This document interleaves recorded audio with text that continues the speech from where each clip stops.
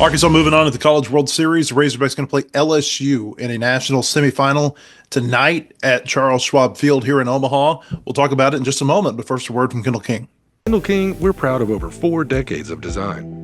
We're continuing the legacy of great creative design by combining our brands of Kendall King, Soapbox, and Shopcart. Together, these brands represent a new focus in marketing design with individual attention to specific areas. Through our design expertise supported by a team of talented professionals, we showcase our best. We are Kendall King, we are Soapbox, we are Shopcart, we are design.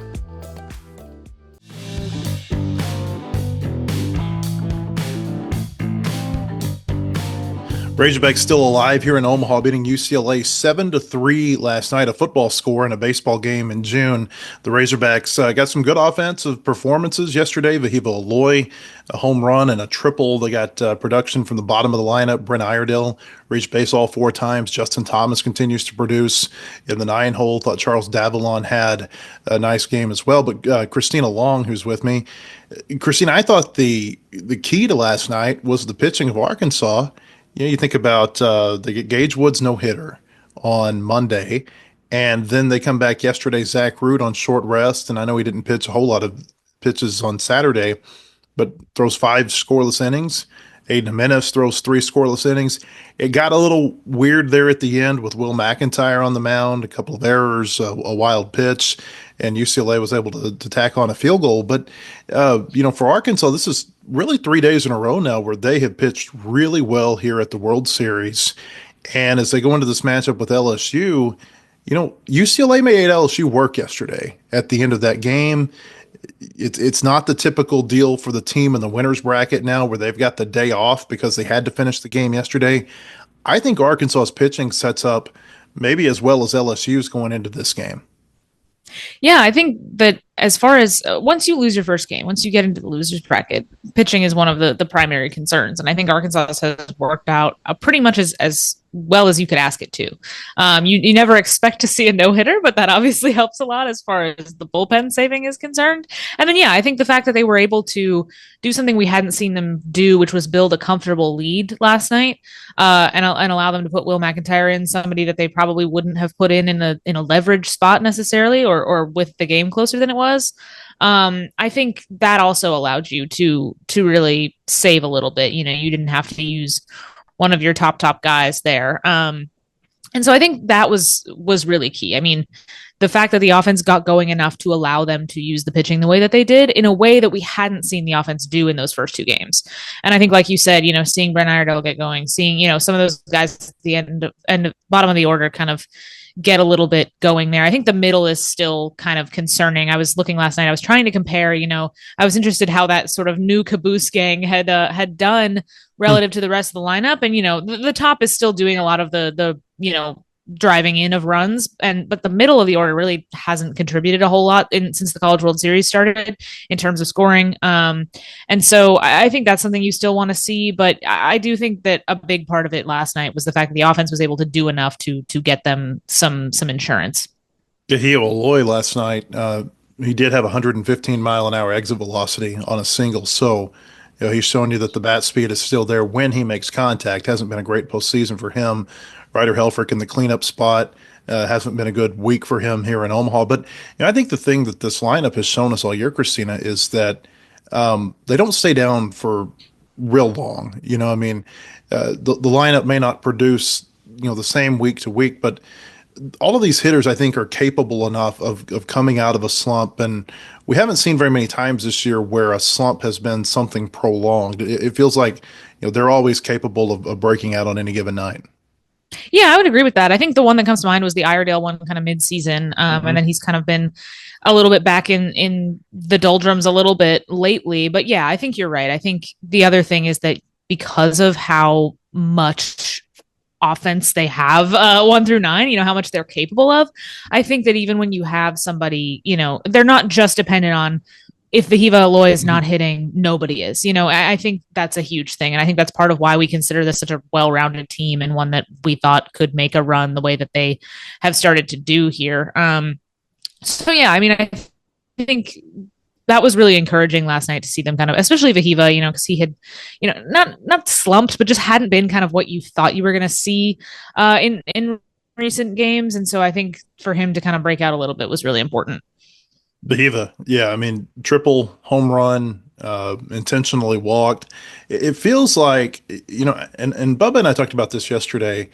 They need somebody who's not Vahiva Aloy to step up, and maybe that's what Justin Thomas is doing right now. I don't know, but to see Vahiva have the type of game that he had with the season on the line, I thought that was as impressive yesterday as it was impressive for Gage Wood. Maybe not as impressive as Gage Wood to throw a no hitter, but still, you see what I'm saying? It's like most important game of the year. You have one of your guys step up and have a great performance, and I thought that's what you saw with Vahiva last night.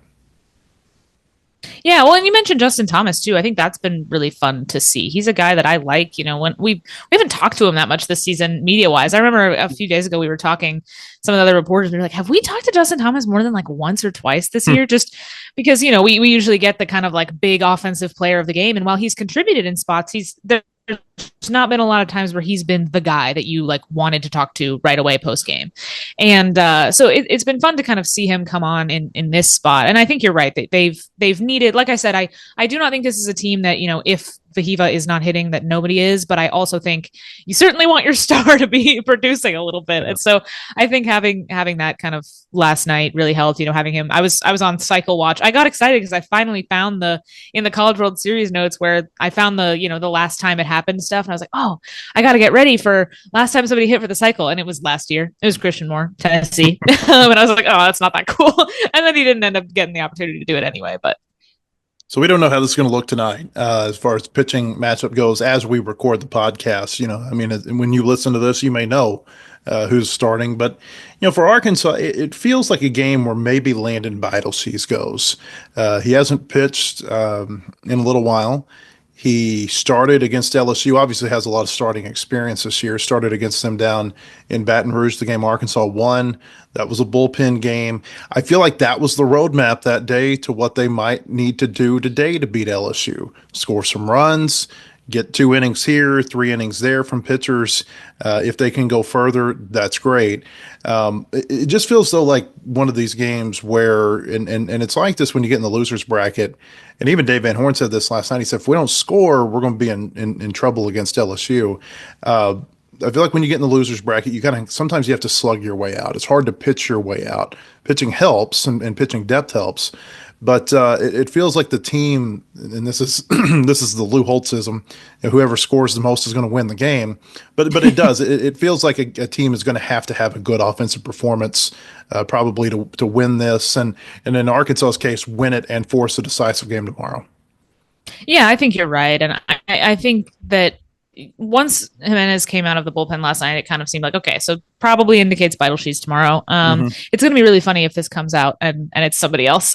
We've talked about all this, but I think either way, whoever it is, they'll be starting. If it's not Beidelshees, they'd be starting somebody with not a lot of starting experience, potentially. And so I think you're right that it would be the kind of thing where they're going to piece something together with just a couple innings here and there. And that's why, to what we started with, it's so important that they've got the bullpen set up the way it is, because you're going to need guys to kind of cobble something together, and you're going to need people to kind of put, like you said, 2 or 3 innings together here and there.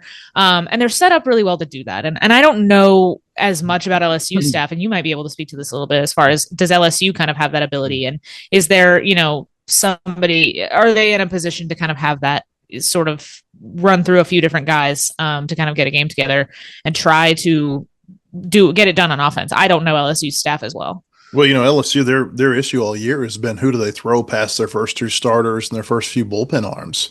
And they had to use Chase Shores yesterday for 4 outs, and that was the second time that he's pitched here in Omaha. Doesn't mean he can't pitch again today, but he might not be, as crisp as he would be on more rest. Kason Evans had to throw 6 innings yesterday. I would be very surprised if you see him. I think Anthony Ianson is a wild card. He threw 44 pitches on Monday night before the rain came against UCLA. I think it's a little early to turn around and use him again. Something that, I was listening to Matt Hobbs talk a day or two ago, and he said that, one of the considerations among the many about who you pitch and when is what's their future, because they trust you and their parents and their their agents and whoever is involved in their livelihood and their well-being. They trust you to make the best decisions for them and their future. You got the Major League Baseball draft coming up next month, and Anthony Ianson is going to be a big time draft pick, and you don't want to mess that up with turning him around and throwing him too soon at the World Series. So maybe Ianson tomorrow, if it gets that far. I think I'd be a little bit surprised. I think Arkansas's bullpen today sets up as well as LSU's does, if not better, for this game. Now, they've got to score runs, and that's the key to this. It doesn't matter how well you pitch. I mean, look at what happened against LSU in the first game when they played. I thought Arkansas pitched that game really well, but they just scored one run. So I think the bullpen sets up as well for Arkansas today as it done for LSU. You remember Tony Vitello talking after the Arkansas-LSU series, and he said, maybe the depth of the bullpen doesn't come as much into play in game one because of who's pitching. He said, but in the course of a regional, maybe it does come into play. Look at what happened with LSU when they played Little Rock, and it's a different setup. You've got off days, but LSU didn't pitch well toward the end of that Little Rock series, and they didn't pitch well toward the end of a lot of weekend series this year. Game 3 against Arkansas is a case in point. I think Arkansas has got it set up from a bullpen perspective about as well as you could relative to what the other team has on the other side. And I would imagine that Arkansas's bullpen at the strength that it's at is probably better. If you were just I guess at full strength, if you were to compare the two, Arkansas probably has the better bullpen and has the better situation. So unless, that's another reason why it's so, we keep going back to why it's so fortunate that they've gotten the performances they have, because if they were kind of hobbling into this with just kind of a few arms toward the back of the bullpen, then yeah, it might be a little different. LSU might have an advantage, but I just think that Arkansas's bullpen at its best is better than LSU's at its best. A 3-run home run from Jared Jones can change the bullpen talk in a hurry. He's been really good for LSU, or he was good for them against UCLA. Had a tough game against Arkansas, obviously, in game one. But boy, he's an awfully good player. I felt like some of the people who hit home runs here this week, I think there've been 11 hit. Like they were some of the people that you thought had the power to get the ball out of this ballpark. Vahivo all the way last night, and then Reese Robinette. Well, Reese Robinette, he's got power. It's just no, he does. He does. He doesn't always make contact. He's really good at drawing his walks, by the way. Reese Robinette is man. But Loy had a home run. Jared Jones had that big home run against UCLA. It was just a massive swing in that game. I was thinking back to Arkansas starting Zach Root yesterday and throwing Aiden Jimenez. Think about Jimenez against LSU. That was the worst weekend that he had this year. Didn't have a good outing on Friday, walked a couple of batters, didn't have a good outing, a very good outing, at least not to his standard in the Sunday game against LSU. And then Zach Root, I thought he pitched well against LSU down there in Baton Rouge, and then had the struggle over the weekend against the Tigers. And so now you in some ways, at least today, I would think with Jimenez too, you take those pitchers out of the equation against a team that they have struggled against. I thought that there might have been some of that, at play there. Certainly, it was all about winning the game last night against UCLA. That was the most important thing, and those are two of their top pitchers. But I do think that maybe there is some unintended, benefit might be the word, that you're not throwing a couple of guys against LSU who have had success against them this year. Yeah, I think that makes sense. I think that was something that Dave Van Horn talked about a little bit last night, was kind of the familiarity that they've had. And he kind of rattled off. Somebody asked him a question about it, about, how you approach it when you're so familiar. And he was like, he rattled off, what happened in every game. And he's like, I remember all of them. And Arkansas's come out on the wrong end of a lot of them. But yeah, I mean, I think that the familiarity helps some. I think the pitching situation, like we've talked about, is just hugely beneficial. And I think after having faced them as recently as they have, and especially with the lineup, I think that with what they were able to do last night, I think that kind of helps. I mean, you mentioned the hard hit balls; those were the hardest hit ones we've seen them have really since they got here. And so I think that shows a lot of progress. That kind of gets back to what they've been able to do, and I think that was important for them to kind of take that step before they go back and face the team that really was able to shut them down. Obviously, with one of the best arms in college baseball, who's not going to be pitching, but I think that just helps. It goes a long way.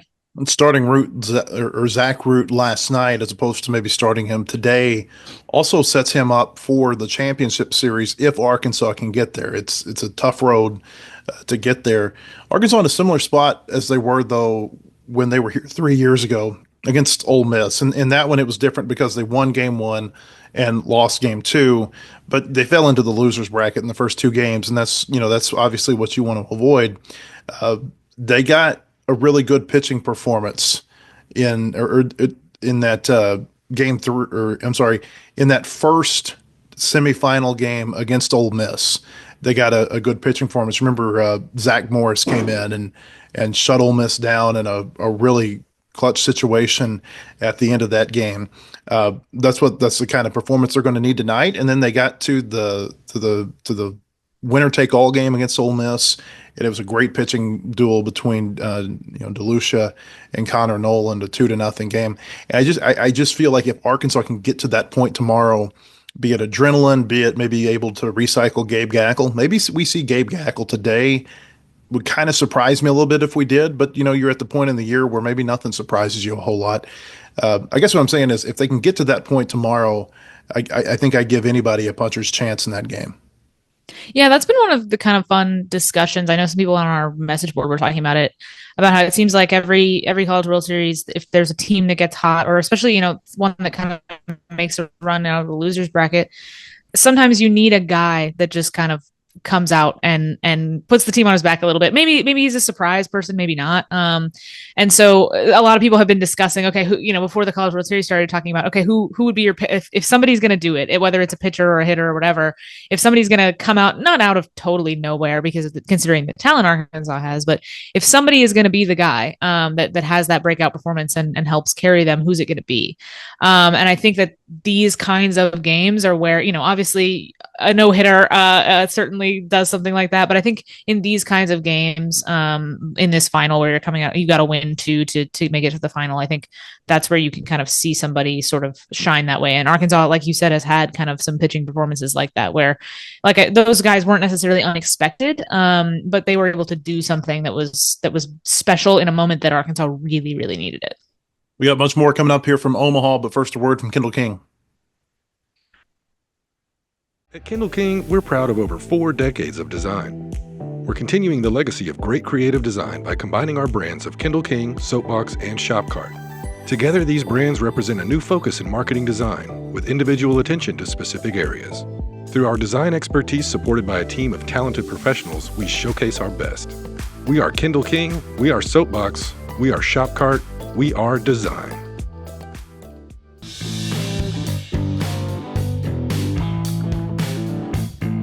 Hey, welcome back. I want to tell you about our friends at Bentonville Glass. They've been serving their community since 1971. Committed, professional, versatile. If you're looking for a quality leader in Northwest Arkansas, looking for skilled craftsmanship, look no further than Bentonville Glass for all your glass market needs with the highest quality products. You can come by and see them now at 507 South Main in Bentonville, or online at bentonvilleglass.com. Arkansas and LSU in the national semifinal, 6 o'clock tonight. Game's going to be televised on ESPN. Carl Ravitch, Chris Burke, Kyle Peterson, and Chris Budden will be on the call on ESPN. There's an earlier game today between Louisville and Coastal Carolina. Coastal in the same situation as LSU in that if they win today or tomorrow, they go to the national championship series. They've won 25 games in a row. The hottest team in college baseball. They've looked awfully good here at the World Series so far. Louisville beat Oregon State in a really entertaining game yesterday over at the ballpark. Oregon State scored 3 runs in the top of the ninth inning. Louisville got out of a jam, and they score a run in the bottom of the ninth to eliminate Oregon State. Really a couple of, I don't know that I would call Coastal Carolina a surprise team because they're 55-11, and I think any team that's won 83% of their games, you're kind of foolish to call them a surprise at this time of year. But, they're not a power team. They're not necessarily, even with the national championship within the last decade, they're not necessarily a brand name that a lot of people know in college baseball. They're really good, though. And I think it's been quite surprising that they've had this good of a year in the first season after Gary Gilmore retired there. It's been a real impressive year for them. And then Louisville, I don't think you can call them anything but a surprise. They went through the Nashville Super Region, or the Nashville Regional, beat Vanderbilt one time, let Wright State do the rest. And then Louisville beat Miami in a Super Regional last week. Winner of that series will play the winner of Arkansas and LSU. for the national championship beginning Saturday here in Omaha. Christina, it's the fifth time under Dave Van Horn that the Razorbacks have been in the semifinal round. Every time it's been an SEC opponent. LSU in 2009, South Carolina in 2012, Florida in 2018, and Ole Miss in 2022. And now here's LSU again. It's never easy. It's never supposed to be easy. But it just seems like Arkansas, the luck of the draw is maybe been a little bit unlucky sometimes. Yeah, it's crazy how dominant the SEC has been, and even there was so much talk this postseason how the SEC wasn't faring very well throughout the tournament, and then now they're guaranteed to have a team in the national championship. And I was trying to think last night, who was the last non-SEC team to win the national championship? To win the 'Cause it's been a national, few years. well, it was Oregon State. It was Oregon State when they Was beat it Arkansas okay? in 2018. So it was that long ago. And Okay, the I didn't know if last there had been one time, after. the last time that a team that's not in the SEC right now played for a national championship was Michigan in 2019. Now, Oklahoma was in the Big 12 when they lost to Ole Miss in 2022, but we knew at that point that they were about to make the jump to the SEC. So, Coastal or Louisville is going to be the first team that's not in the SEC now to have played for a national championship in 6 years. It's incredible. Which is crazy. And I was thinking about that last night because after, in the UCLA press conference, a lot of people were asking, other reporters were asking questions about, how do you feel like you guys represented West Coast baseball? And how do you feel like the former Pac-12 teams kind of, what would you say about how they fared this postseason and how they kind of represented that region because of how the SEC has just been, and the Southeast has just been so dominant for so long. And so it was interesting to kind of hear them kind of reflect on that a little bit. Yeah, it was also interesting. They weren't necessarily asking about how does Big Ten baseball get better. They were asking about West Coast baseball. There's a little bit of an identity crisis for these teams, I feel like, on the West Coast. I mean, Oregon State was here. They're an independent. Arizona was here. They're in the Big 12 now. I don't, it's just it's an odd feeling with those schools because they have an identity as a program, but there's not like this larger, group necessarily. I feel like they're a part of other than West Coast baseball, like there is for Arkansas-LSU carrying that SEC banner. And now West Coast baseball spans how many conferences? I mean, there were always some smaller schools that out of California or out of the West Coast that were not in power conferences that were, strong college baseball programs. But now you've got even the ones that were Pac-12 are now spread across all these different conferences. So yeah, like even you the said, ACC. yeah, exactly. It's like you can't throw that in with a certain conference anymore. It's more of a regional identity than it ever has been. And again, this is not to discount what Coastal's doing, but I think Arkansas and LSU are stronger teams than Coastal Carolina. Coastal's not 55-11 if they're playing in the SEC or the ACC. I think we all know that. The Sun Belt was a little bit. It was very top heavy this year. Southern Miss was good. Troy, I thought they should have gotten into the NCAA tournament. But the Sun Belt was not nearly as good this year as it has been in past years, past those top two or three teams. It feels like Arkansas LSU to me, like the Arkansas Ole Miss series a few years ago, where whoever gets through that, I feel like they're going to win the national championship. I don't know. Maybe, Coastal Jacob Morrison, that guy's a phenomenal pitcher and he can turn a series in their favor in a hurry. But it just feels like from a completeness, and I've been saying this for weeks, I think Arkansas and LSU are the two most complete teams in the country. And it just feels like that Ole Miss series a few years ago where if you get through this, you win the national championship. Yeah, when Koki Riley that covers LSU was on the show with me last week, that was kind of what he said even going into that first opening game between Arkansas and LSU. He said I think whoever wins this game is going to win the national championship. And I don't think it's necessarily played out exactly the way that he maybe expected when he said that, but at the same time, it's possible. I mean, if LSU gets it done, I think they're set up really well to win the national championship, and I think Arkansas would be too if they were to advance out of this. What's interesting is that LSU, even though they haven't lost, I want to go back to that the postponement on Monday night. It's kind of like they've had to play 3 games because they had to get up and get ready and get prepared and get pitchers hot on 3 separate days. And so, in some ways, I feel like it's maybe taken that winner's bracket advantage away from them a little bit. Now, they haven't had to throw as many innings and they haven't had to throw as many pitches as Arkansas's had. But the rain has been a little bit of an equal. Remember when Arkansas lost to Oregon State? The rain was a huge equalizer. On that Monday night, the game gets rained out. Oregon State's able to, rest up its pitching a little bit, and they're able to do enough to win that series. I feel like, we might be seeing that a little bit in reverse in Arkansas's favor this week. I was so convinced last night that we were going to have the same kind of thing happen, that we were going to have either a postponement of the whole game or that it was going to be a start and stop situation again, because we Mm, kept looking at the radar and we kept looking at it and, checking the hourly forecast. And then around like 5:30, it said it was going to start raining at 6:30. And I was like, yeah. great, they're going to start this game and they're not going to finish it. And then nothing happened. It never did rain. It was like a big So I kind of umbrella. thought, yeah, It was like a big umbrella was over Omaha yesterday. I was literally I was driving back to my hotel after the early game, the LSU UCLA game. Before I went back to the ballpark, I came to my hotel and I could see rain falling in the distance. And, you get to learn on your watch, hey, it'll begin raining in 15 minutes. And it never came. It yeah. was, it was the weirdest thing. High chance of rain and thunderstorms all day. The clouds built and the rain never came.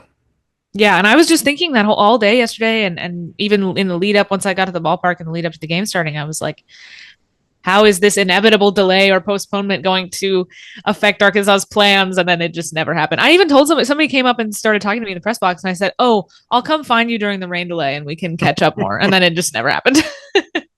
This will be the eighth year in a row that an SEC team is going to play for a national championship. The last time that it did not happen was when Coastal Carolina beat Arizona in 2016. That's the only time, Christina, since 2008 that an SEC team has not played in the title series. It's amazing what this conference has done. And I'll tell you too, it's pretty incredible, I think, how we talk about like length of the lineup, length, depth of the pitching, the depth of the conference.